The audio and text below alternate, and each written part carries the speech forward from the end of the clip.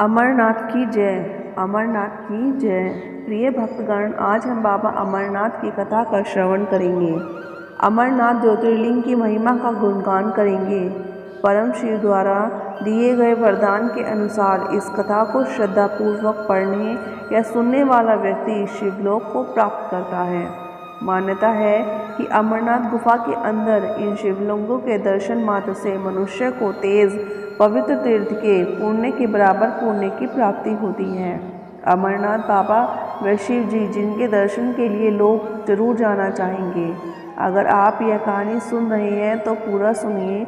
इस कथा को आधा अधूरा छोड़कर जाने की गलती मत करिएगा, क्योंकि इस पवित्र कथा को पूरा सुनने से मनचाहे फल की प्राप्ति होती है। इसलिए इस कथा को पूरा सुने। आप शिव भक्त हो तो भगवान भोलेनाथ का अनादर ना करें। आज हम वही बाबा अमरनाथ की कथा को सुनाने वाले हैं। तो प्रिय भक्तों, आइए सुनते हैं श्री अमरनाथ बाबा की कथा, जिसे सुनकर आप अपने इष्ट महादेव की प्राप्ति अपनी श्रद्धा प्रकट करें।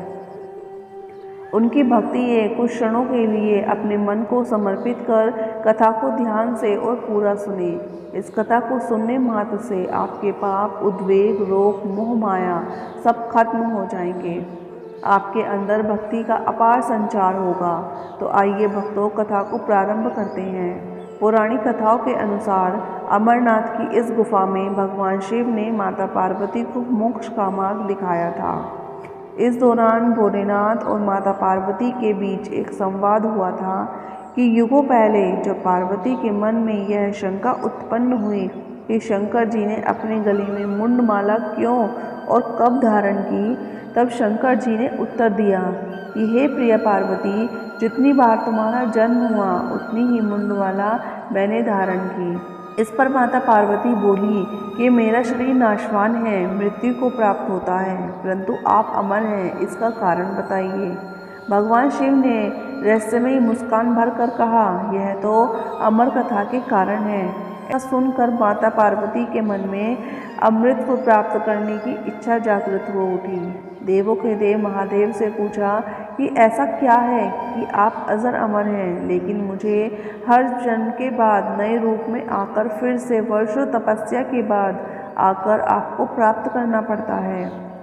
तब मुझे आपको पाना है तो मेरी तपस्या और कठिन परीक्षा क्यों? आपके कंठ में पड़ी नरमुंड माला और अमर होने का रहस्य क्या है? महादेव ने पहले तो देवी पार्वती को उन सवालों का जवाब देना उचित नहीं समझा। पत्नी के हठ के कारण कुछ गूढ़ रहस्य उन्हें बताने पड़े। तो शिव पुराण में मृत्यु से लेकर अजर अमर तक के कई प्रसंग हैं। इसमें एक साधना से जुड़ी अमर कथा भी बड़ी रोचक है, जिसे भक्तगण अमृत की कथा के रूप में जानते हैं। पौराणिक मान्यताओं के अनुसार अमर कथा की गुफा ही वह स्थान है माता पार्वती को अमर होने के गुप्त स्थान बताए थे। इस दौरान वह उन दीप ज्योतियों के अलावा तीसरा कोई प्राणी नहीं था। ना ही महादेव, ना ही नंदी, ना ही उनका नाग, और ना ही सिर पर गंगा, और ना ही गणपति कार्तिक। गुप्त स्थान की तलाश में महादेव ने अपने वाहन नंदी को सबसे पहले जिस स्थान पर छोड़ा उसे पहलगांव कहा जाता है। अमरनाथ यात्रा यहीं से शुरू होती है। यहाँ से थोड़ा आगे चलने पर शिव जी ने अपने जटाओं से चंद्रमा को अलग किया। जिस जगह ऐसा किया वो चंद्रवारी कहलाती है। इसके बाद गंगा जी को पंचतरणी में और कष्टमूषक सर्पों शिवनाग पर छोड़ दिया। इस प्रकार इस पड़ाव का नाम शेषनाग पड़ा। अमरनाथ यात्रा में पहलगांव के बाद अगला पड़ाव है गणेश का।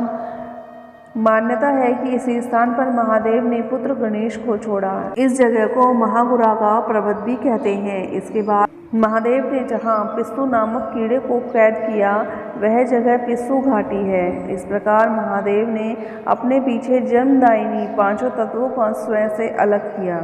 इसके पश्चात पार्वती सहित महादेव ने एक गुफा में प्रवेश किया।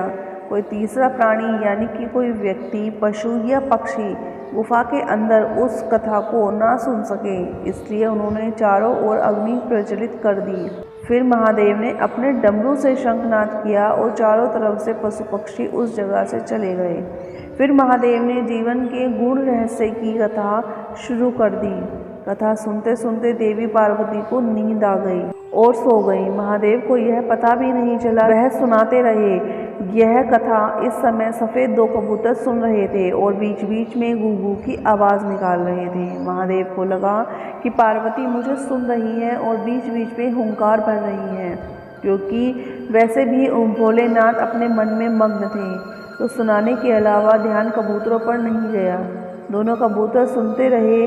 जब कथा समाप्त होने पर आई तो महादेव का ध्यान पार्वती पर गया, तो उन्हें पता चला कि वो तो सो रही हैं। तो उनके मन में विचार आया कि कथा कौन सुन रहा था, बीच बीच में हुंकारे कौन भर रहा था। उनकी दृष्टि तब तो कबूतरों पर पड़ी। महादेव को क्रोध आ गया और कबूतरों का जोड़ा उनकी शरण में आ गया। बोला, महादेव, हे महादेव, हमने आपसे अमर कथा सुनी है। यदि आप हमें मार देंगे तो यह कथा झूठी हो जाएगी। हमें पद प्रदान करें। इस पर महादेव ने उन्हें वर दिया कि तुम सदैव इसी स्थान पर वह पार्वती के प्रतीक चिन्ह के रूप में निवास करोगे। इसलिए कबूतर पक्षी मेरी यह लीला थी। तुम अपने गुरु के श्राप के कारण एक कबूतर बन गए थे। तुमने मेरी यह अमर कथा सुनी, इससे तुम्हारा यह श्राप खत्म हो गया। तुम पुनः अपने स्वरूप को प्राप्त कर सकते हो। तब उस कबूतर ने कहा, महादेव, मुझे अब उस रूप को प्राप्त नहीं करना। अब तो मुझे आपकी भक्ति में रहना है। मैं सदैव आपके पास इसी स्थान पर निवास करूंगा। अंत में यह कबूतर का जोड़ा अमर हो गया। ये गुफा अमरनाथ की साक्षी हो गई। इस प्रकार इस स्थान का नाम अमरनाथ पड़ गया। मान्यता है कि आज भी इन दो कबूतरों के दर्शन भक्तों को होते हैं। इस प्रकार जब माता पार्वती की निद्रा भंग हुई तो उन्होंने देखा कि महादेव साक्षात खड़े हैं और उनके सामने दो कबूतर पक्षी हैं। माता पार्वती ने कहा, महादेव, भोलेनाथ, करुणा निधान, मैं तो अमृत की कथा से वंचित रह गई। मेरा कितना मन था कि मैं अमृत को प्राप्त करूं। हे प्रभु, मेरी यह इच्छा हमेशा ऐसी ही रहेगी। महादेव ने कहा, हे पार्वती, हे प्रिय, तुम इतना निराश क्यों होती हो? ये तो मेरी एक लीला थी, इस कबूतर पक्षी को अमृत प्रदान करने की, इस श्राप से मुक्ति दिलाने की। इस पर पार्वती ने कहा, हे प्रभु, आप तो धन्य हैं, आप तो महान हैं। अपने भक्तों के लिए आप इतने दूर, इतने नीच जल में एक पक्षी के लिए आए और यहाँ पर आकर सदैव निवास करने का वचन दिया। आप न सिर्फ इस पक्षी के लिए बल्कि पूरे जगत के लिए अमृत का मार्ग प्रशस्त किया है। महादेव ने कहा, देवी, आप मेरा अंश हैं। आपको इस तरह से विलाप करने की कोई आवश्यकता नहीं। आप हर बार मृत्यु को प्राप्त करती हैं और हर बार जन्म लेती हैं। हर बार आपको मुझे प्राप्त करने के लिए प्रतीक्षा करनी पड़ती है और आपको परीक्षा देनी पड़ती है। देवी, मैं आपको ये बताना चाहता हूँ, आप मृत्यु को प्राप्त कर उन्हें जीवन को प्राप्त करती हैं। आप संसार को यह संदेश देती हैं कि एक बार मनुष्य जन्म लेगा तो उसकी मृत्यु निश्चित है। इसलिए मैंने आपको अमृत के ज्ञान से वंचित रखा। आपने बड़ा ही त्याग किया है देवी। आप तो करुणा की मूरत हैं। आप तो महादेवी हैं। आप मेरी अर्धांगिनी हैं। मैं आधा अर्धनारीश्वर हूँ। इस प्रकार महादेव ने देवी पार्वती को शांत किया और इस प्रकार महादेव ने अपनी अमृतवाणी से पर्वत, बेलपत्र, घास मैदान, तलैया, तालाब अपने अमृत को खोल दिया। उस स्थान पर जो भी जाता है वह अलग ही आनंद का अनुभव करता है, अमृत के रहस्य को जानता है। इस प्रकार महादेव ने जन कल्याण के लिए मार्ग प्रशस्त किया और महादेव माता पार्वती के साथ कैलाश पर्वत के लिए प्रस्थान कर गए और तभी से वह स्थान अमरनाथ के नाम से जाना जाने लगा। भगवान भोलेनाथ ने यह भी कहा था, जो भी मनुष्य अमरनाथ गुफा के अंदर इन शिवलिंगों का दर्शन करने आएगा उसे 23 पवित्र तीर्थों के पुण्य के बराबर पुण्य प्राप्त होंगे। अमरनाथ गुफा भगवान शिव के प्रमुख धार्मिक स्थलों में से एक है। अमरनाथ को तीर्थ का तीर्थ कहा जाता है क्योंकि यहीं पर भगवान शिव ने माता पार्वती को अमृत का रहस्य बताया था। अमरनाथ गुफा की प्रमुख विशेषता, पवित्र गुफा में बर्फ से प्राकृतिक शिवलिंग निर्मित होती है। प्राकृतिक हिम से निर्मित होने के कारण इसे स्वयंभू शिवामी हिमलिंग भी कहते हैं। आषाढ़ पूर्णिमा से शुरू होकर रक्षाबंधन तक पूरे सावन महीने में होने वाले पवित्र शिवलिंग दर्शन के लिए लाखों लोग यहाँ आते हैं। गुफा के अंदर परिधि लगभग 1.5 फुट है और इसमें से ऊपर से बर्फ़ के पानी की बूंदें जगह जगह टपकती रहती हैं। यहीं पर एक ऐसी जगह है जिसमें टपकने वाले हिम बूंदों से लगभग 1.5 फुट लंबा शिवलिंग बनता है। चंद्रमा के घटने बढ़ने के साथ साथ इस वर्ग का आकार भी घटता बढ़ता रहता है। श्रवण पूर्णिमा में यह अपने पूरे आकार में आ जाता है और अमावस्या तक धीरे धीरे छोटा होता जाता है। आश्चर्य की बात यह है कि यह शिवलिंग ठोस बर्फ का बना होता है, जबकि गुफा में आमतौर पर कच्ची बर्फ ही होती है जो हाथ में लेते ही भुरभुरा जाती है। ऐसी मान्यता है कि गुफा में आज भी भक्तों को यह कबूतर का जोड़ा दिखाई देता है और इस अमरनाथ की कथा को सुनकर अमर हो गए थे।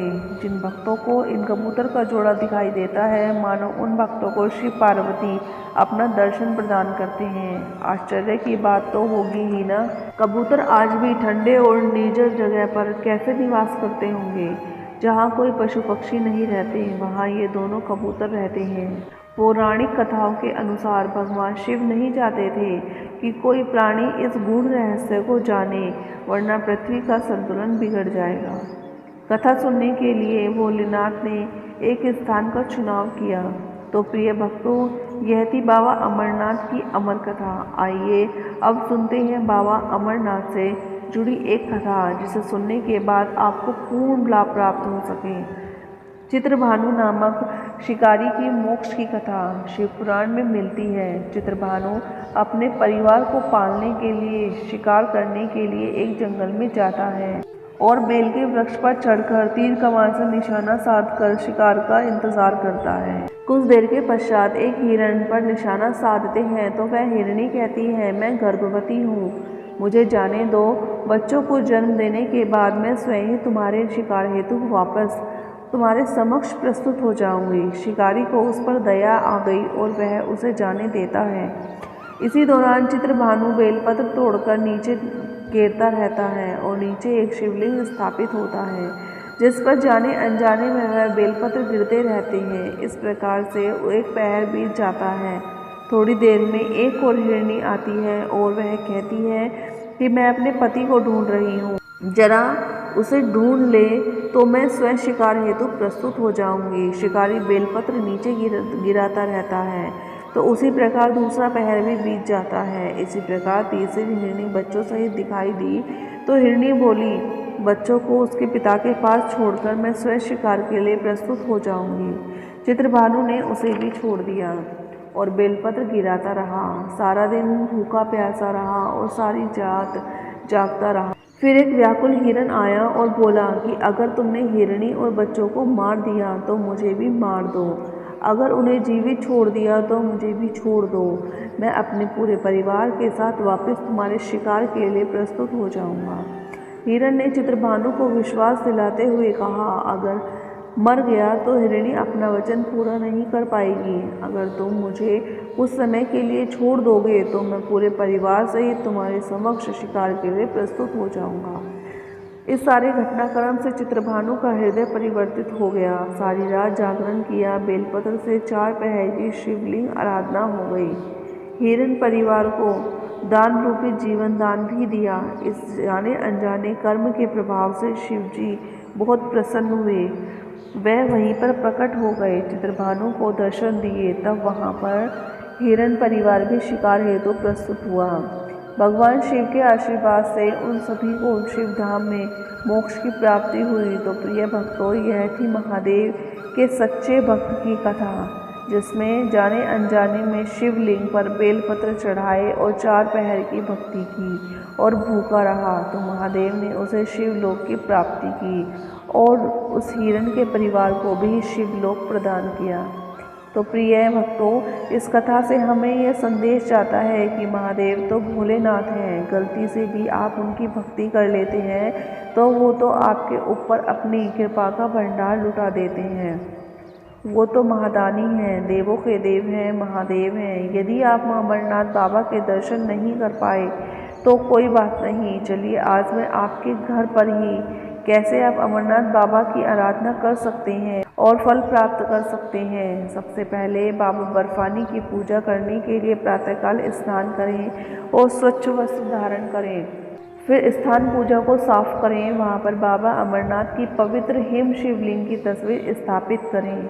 यदि आपके पास बाबा अमरनाथ की तस्वीर मौजूद नहीं है तो पूजा के लिए आप शिवजी और माता पार्वती की तस्वीर को स्थापित कर सकते हैं।